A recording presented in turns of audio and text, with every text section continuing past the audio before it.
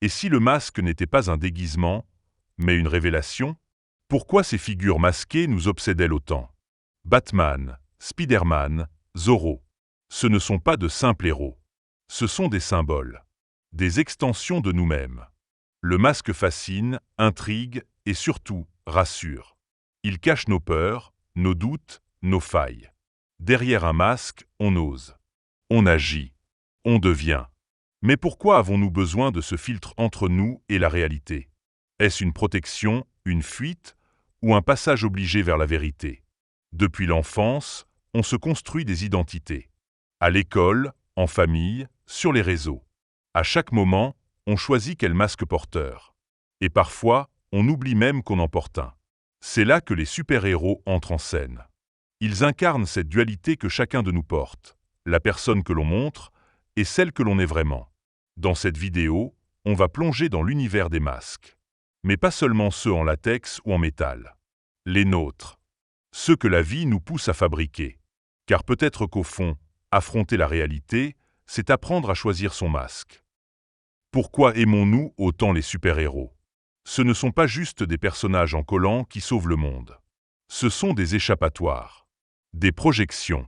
Quand la vie devient trop brutale, trop injuste ou trop vide, on s'accroche à ces figures plus grandes que nature.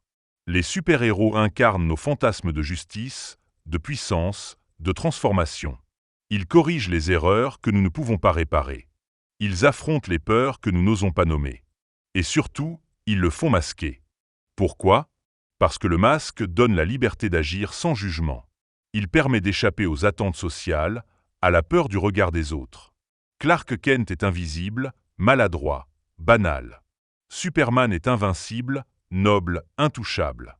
Peter Parker souffre, doute, galère. Spider-Man vole, plaisante, sauve. Ce dédoublement n'est pas qu'un effet dramatique, c'est un miroir de nos propres contradictions. On veut être aimé, compris, mais aussi redouté et admiré. Les super-héros sont devenus les mythes modernes. Là où les anciens Grecs avaient Hercule, nous avons Iron Man.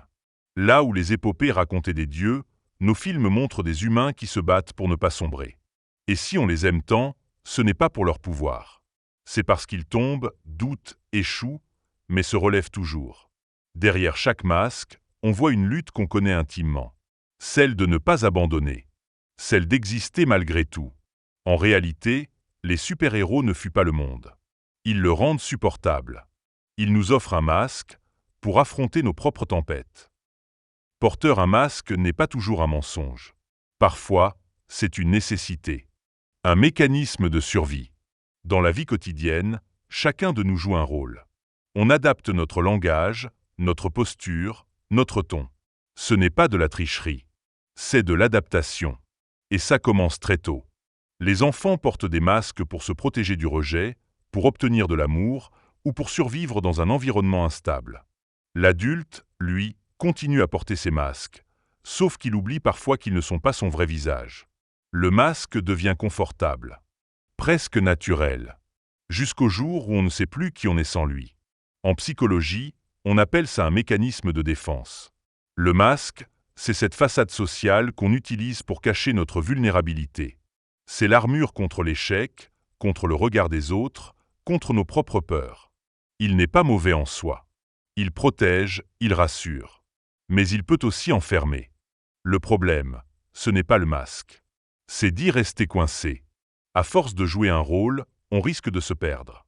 De croire que notre valeur dépend uniquement de cette version idéalisée de nous-mêmes. Les super-héros, eux, nous montrent une autre voie. Leur masque est une extension d'eux-mêmes, pas une prison. Bruce Wayne sait qu'il est Batman.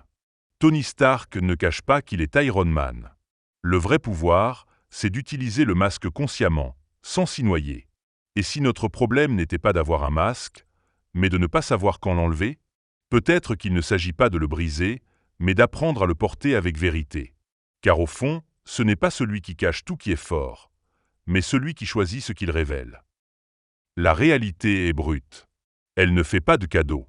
Elle nous confronte à nos limites, à notre impuissance, à des douleurs qu'on préférerait oublier. C'est peut-être pour ça qu'on cherche à la fuir. Pas parce qu'on est lâche, mais parce qu'on a besoin de respirer. Quand tout semble trop grand, trop lourd, Trop rapide, on cherche un refuge. Et ce refuge, souvent, c'est l'imaginaire. Les films, les jeux, les histoires de super-héros. Pas pour nier le réel, mais pour le rendre supportable. Le cerveau humain est fait pour rêver, pour projeter, pour transformer ce qu'il ne peut pas tolérer. Ce n'est pas un hasard si les héros masqués sont souvent nés d'un traumatisme. Bruce Wayne perd ses parents. Peter Parker perd son oncle. Wanda perd l'amour. Leur douleur devient leur moteur. Le masque n'est pas un oubli, c'est une réponse. Une manière de transformer la souffrance en action. Alors oui, la réalité est parfois un champ de bataille. Mais les masques, eux, ne sont pas forcément des fuites. Ce sont des outils, des armes, des moyens de reprendre le contrôle quand tout nous échappe. Et si fuir un instant, c'était aussi une façon de mieux revenir? À force de porter un masque, on finit parfois par devenir ce que l'on joue. Et si c'était là le vrai pouvoir du masque, non pas de cacher, mais de transformer? L'identité n'est pas figée. Elle est malléable. Elle évolue selon ce qu'on traverse, ce qu'on affronte, ce qu'on choisit. Chez les super-héros, cette transformation est souvent radicale. Bruce Wayne ne joue pas à être Batman. Il est Batman, même sans la cape. Ce n'est pas le costume qui crée le héros, mais l'inverse. Et nous, sommes-nous capables d'assumer cette version plus forte, plus audacieuse de nous-mêmes? Le masque peut devenir une déclaration, une décision consciente de qui l'on veut être. On peut choisir de porter celui de la force, de l'assurance, du courage. Pas pour tricher, mais pour grandir. Car parfois, il faut faire semblant d'être brave, avant de l'être vraiment. Les psychologues appellent cela la théorie de l'autoperception. En agissant comme si on avait confiance, on finit par en gagner.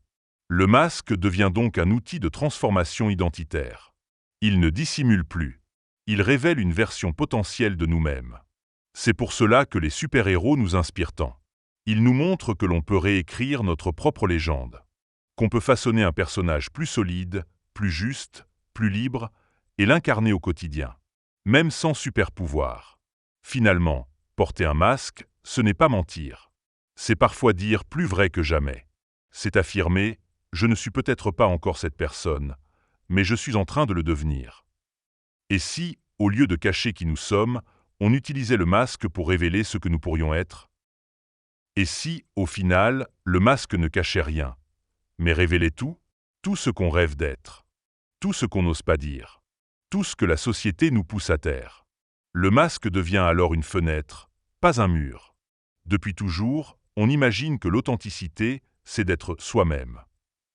Mais si être soi-même, c'était aussi savoir choisir quel soit montré, à quel moment et pourquoi faire? Le masque nous aide à naviguer ce monde complexe, mouvant, souvent dur. Il est un outil de survie, mais aussi de croissance. Les super-héros n'existent pas pour nous éloigner de la réalité. Ils sont là pour nous aider à la regarder autrement. Pour nous rappeler que la vulnérabilité peut cohabiter avec la force. Que l'on peut être brisé et utile. Fragile et admirable. Choisir un masque, ce n'est pas trahir qui on est. C'est choisir comment affronter ce qui nous attend. C'est reprendre du pouvoir sur une vie qui nous échappe trop souvent. Et dans ce choix, il y a une liberté immense. Alors, la prochaine fois que tu te sens perdu, que tu doutes, que tu vacilles, demande-toi, quel masque vais-je porter aujourd'hui? Non pas pour fuir, mais pour continuer, pour agir, pour avancer. Car parfois, derrière le masque, il n'y a pas un mensonge. Il y a une vérité en construction. Et si c'était justement ce masque qui te révélait à toi-même? Si tu veux continuer à explorer ces zones floues entre imaginaire et identité, abonne-toi à la chaîne et like la vidéo.